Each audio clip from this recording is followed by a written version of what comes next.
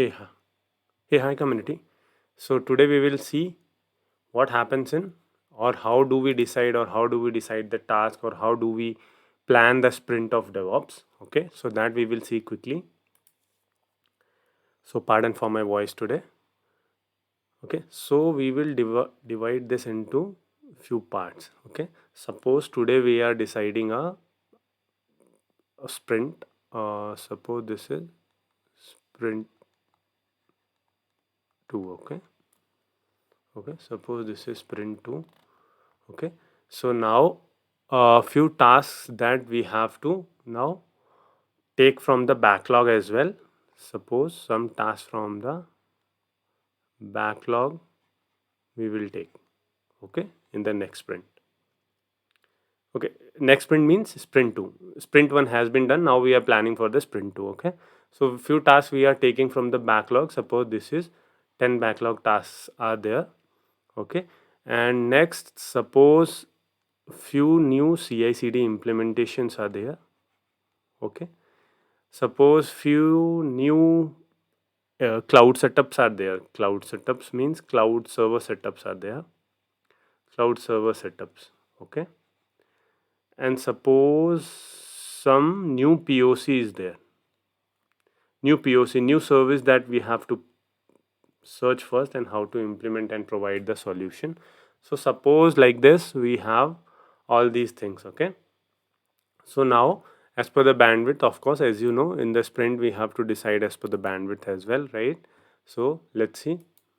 So in this it depends on the task, like, and the person whoever is capable of. As an example, suppose just remove the backlog part here for now. Just leave the backlog. Okay,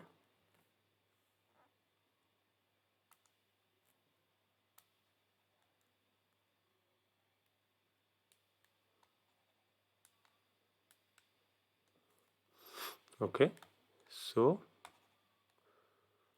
okay, yeah,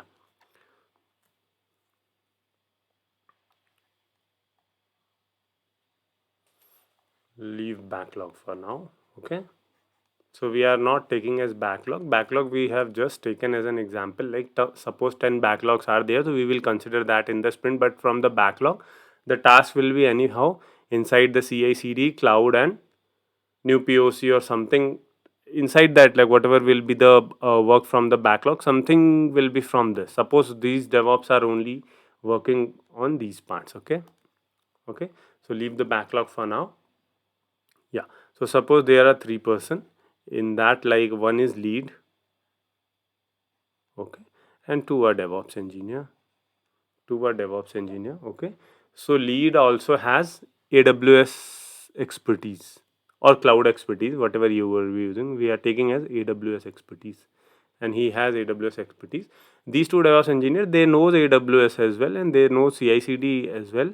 But lead knows more, like AWS expertise he has more.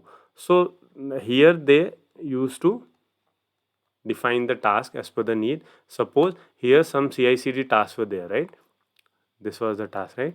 So suppose from out of these two DevOps engineer, suppose one will take the CI/CD task for the sprint. Okay, and the next guy who knows AWS as well, suppose he'll go and create some cloud services. Sorry, cloud server setups, right? Cloud services will do in new POC. Okay, so the next DevOps engineer, he will set up the cloud services. Okay, so now these two tasks are done. So as per the estimation, as per the Fibonacci's or whatever the procedure in your company, they'll work accordingly, and then they will estimate, like it will take 2 weeks or whatever will be the sprint time, they will define accordingly. Suppose we are just taking as an example of the task, there will be hell lot of task in the whole sprint, but here actually we are just taking as an example for just 3 tasks, suppose, for the sprint, right? And suppose yeah, and now this CI/CD task is number one, first DevOps guy is taking, second DevOps guy is taking cloud server setups and all, and the lead will take the AWS POC.